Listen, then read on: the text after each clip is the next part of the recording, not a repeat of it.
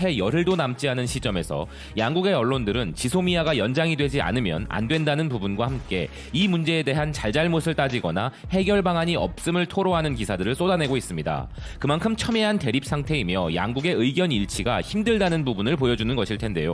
전 일본 외무성 내각 출신이자 한일 정상회담의 특사도 맡은 바 있는 현 일본 의회 컨벤션 뷰로 부회장인 노보루 세이이치로가 지소미아 종료를 앞두고 일본 정부에 긴급 재연한다는 호소를 아사히 계열에 매거진 론자에 기고하였습니다.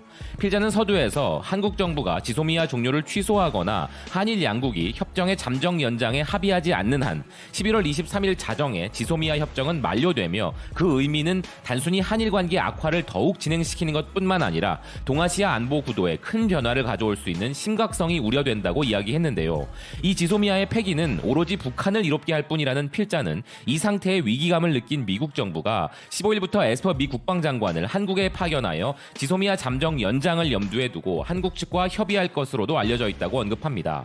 한국 측의 지소미아 결정은 일본의 수출 통제 조치에 대응하는 것이므로 일본이 그것을 철폐하면 한국도 지소미아 종료 결정을 재검토할 가능성이 있다고 했음을 언급하는 필자는 지소미아 종료를 일본 탓만 하는 것은 불합리하지만 한국 정부를 뒷받침하는 여론도 있기 때문에 한국 정부도 어떤 양보를 하려면 한국 국민들에게 설명할 자료가 필요하다고 이야기하는데요. 이렇게 일본 정부가 지금처럼 일방적으로 한국 탓만 하는 한 한국 측의 태도는 변하지 않을 것이고 시간만 지나 결국 지소미아가 종료되면 동아시아 안보 정세에 따라 일본에게 불리하다고 주장하는 필자입니다. 그리고 필자는 미국도 이 문제를 심각히 여겨 중재에 나서고 있는데 일본 정부는 이대로 관망의 자세를 관철하는 것은 옳은 결정이 아니라고 주장하는데요.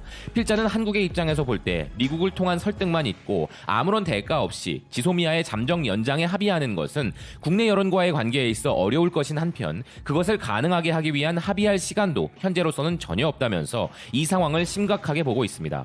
이 상황을 종합적으로 보았을 때 지소미아 종료를 회피하기 위한 유일한 방법은 11월 23일 이전에 미국의 중재를 토대로 한일 양국이 관계 복원을 위한 향후 절차에 대해서 뚜렷한 합의를 하는 것이라고 필자는 주장합니다.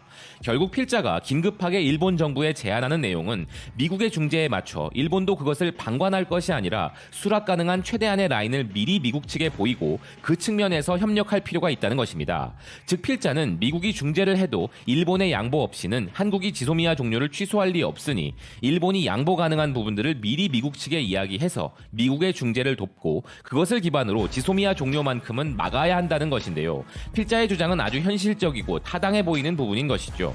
일본이 물러선다. 이것이 사태 해결의 열쇠임은 명확하기 때문입니다.